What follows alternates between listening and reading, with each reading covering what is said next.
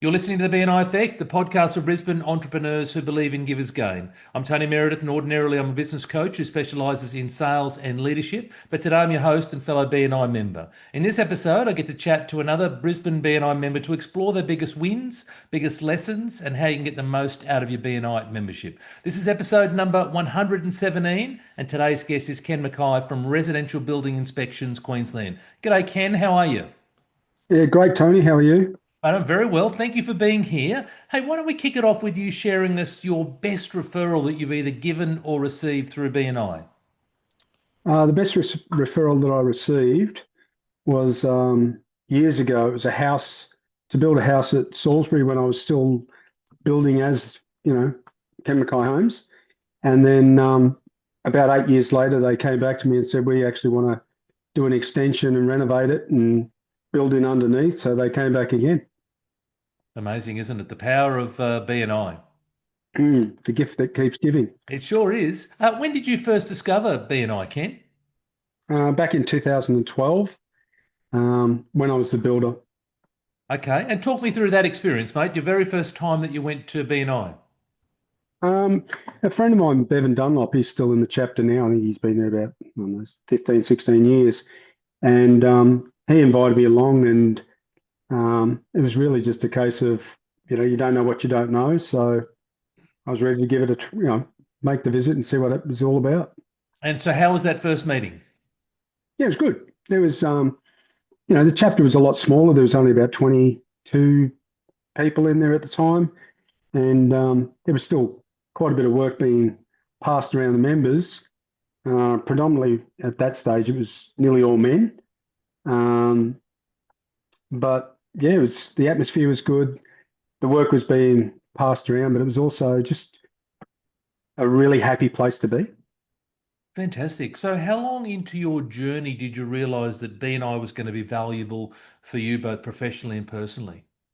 Oh, pretty quickly. I knew that, with what I was doing at the time, which was building homes, renovating, I didn't need to have a referral given to me each and every week. Like if I got one every 3 or 4 months, that was more than enough to keep me going.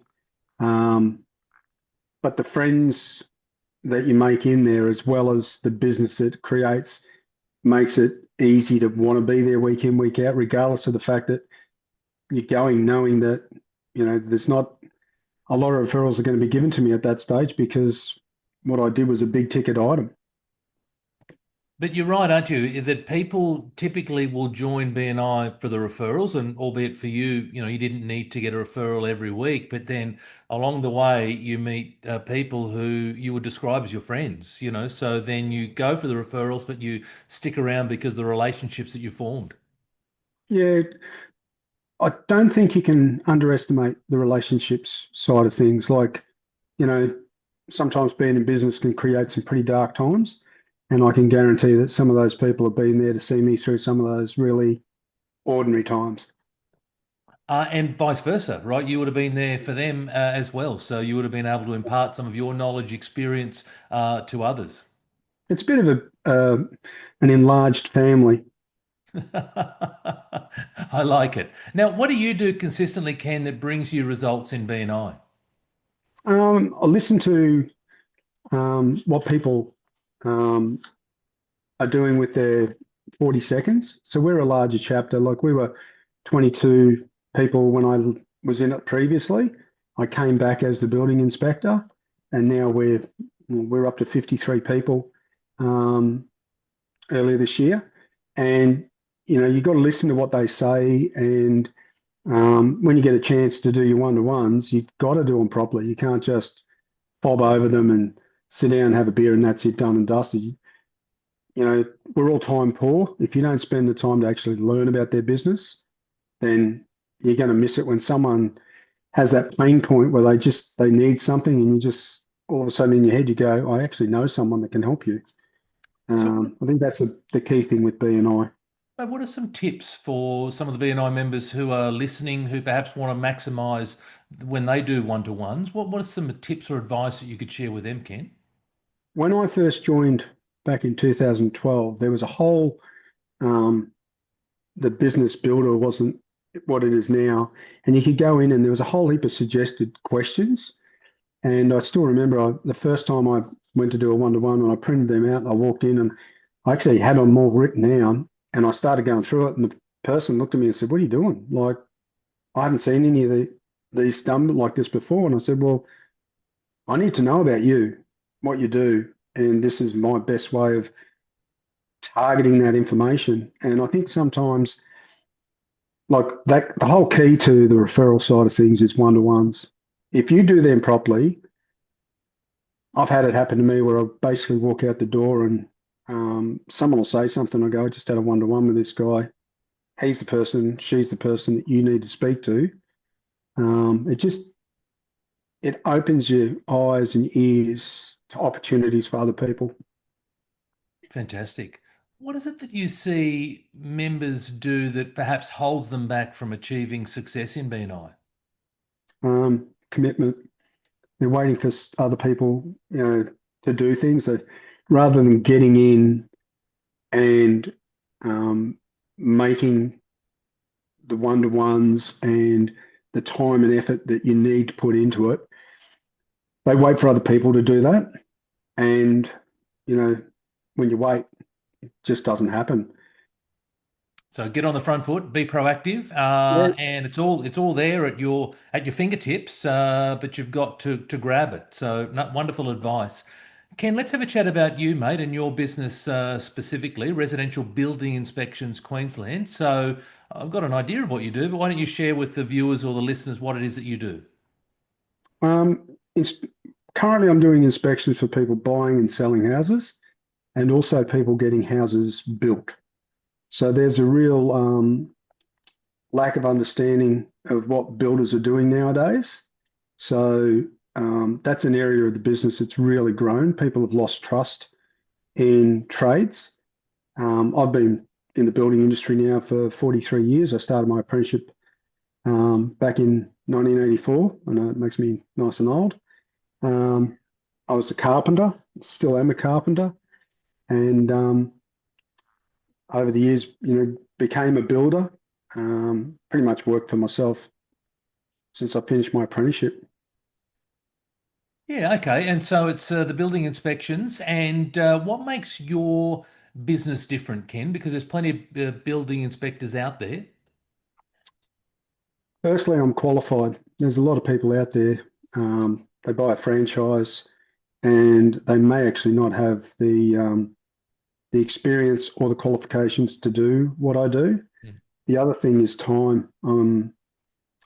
Some guys will do building and pest. I will be building that to the point where I do the pest inspections, but currently I work as a team with pest inspectors. And collectively, we're probably on site for about 2.5 hours. Um, there's a lot of other guys that are there for less than an hour. Um, and I just haven't figured out how they can do my job and the pesties job in less time than I do my own. Now, you mentioned you've been in the building trade for over 40 years. How long you been an inspector for, Ken? I was actually going to go into inspections back in 2017. We got back from holidays and I came into the office and sitting on my desk was uh, an application to do a school-based apprenticeship. And I went, "Yeah, okay, I know where that's going." So I called my son in and he wanted to do an apprenticeship. And I said, "Who do you want to do it with?" And he goes, "You." I said, "Right." So that just kept me in the industry for a few more years, through COVID. But I'm doing the inspections now for about just shy of 3 years.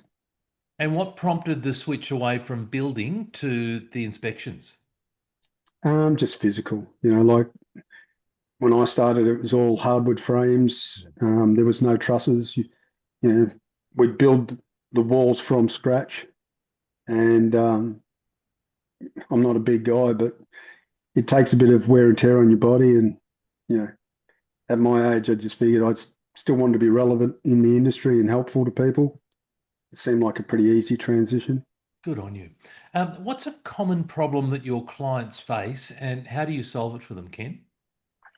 Um, Firstly, they don't know what the problems are. Um, People sometimes fly through the inspection and just the information they give them is very nondescript. So when I identify it, and this is where the BNI system really does kick in, I can just say to them, listen, it's hard for you to get a contract on a property, the way that things have been the last couple of years. Um, Here are all the things that I've found. If you still want to go through with it, here's a list of people that can help you get the property up to the standard you need. And in most cases, I've used these people myself. And the key thing I let them know too is I don't get paid a cent for passing these details on. It's just a value add. Good on you. Who's an ideal referral for you right now, Ken? Um, Buyer's agent. Buyer's agents, it, they're supposed to be looking out for their client's best interests. I mean, they're still going to find them a property, but you want to make sure that that property is in the condition that they're telling them it's in is correct. And it's quite easy for defects to be hidden. And if you don't take the time to try and find them, well, you're not going to find them. Fantastic. So if there's any buyers agents out there listening, feel free to reach out to Ken. Let's switch gears, mate, and play a word association game. I'm going to say a word, and I'm looking for a short, sharp response from you. Let's start with networking. Friends, Referrals. opportunity to give, Success. growth, me and the chapter, Coffee. hot chocolate, Giver's gain. life changing, Sport. AFL, Team. and golf. Western Bulldogs, Okay. BNI. fun. Excellent. Thank you, mate. If you could give one piece of advice to someone who's wanting to grow their business through networking, specifically BNI networking, what would that advice be, Ken? Commit to the process. Like, don't do it. You can't do it halfway in. If you don't give it your heart and soul, you won't get what you truly can get out of it. Yeah, it's an amazing organisation, BNI. It's been around for 41 years, but it doesn't operate on its own. So it's all laid out there for you, but you've actually got to get in and participate in the game of BNI. Yeah, our chapter the last 12, 18 months has had significant growth, and it's attracted new people and re-energized the people that were there. And it's fun to watch. It's, yeah, pretty cool. What do you put that growth down to, Ken? Commitment.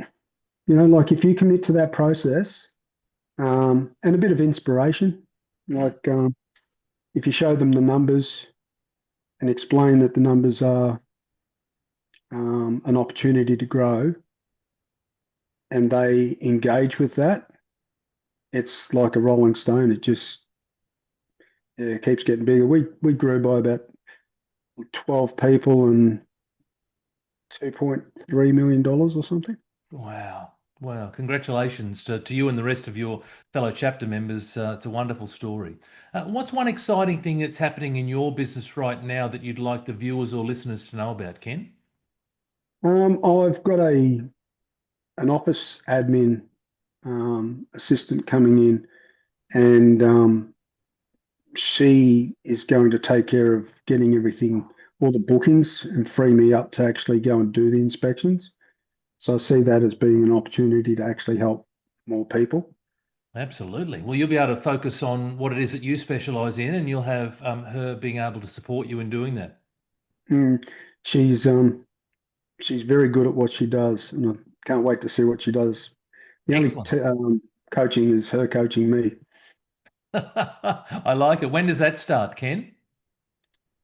Probably Monday week.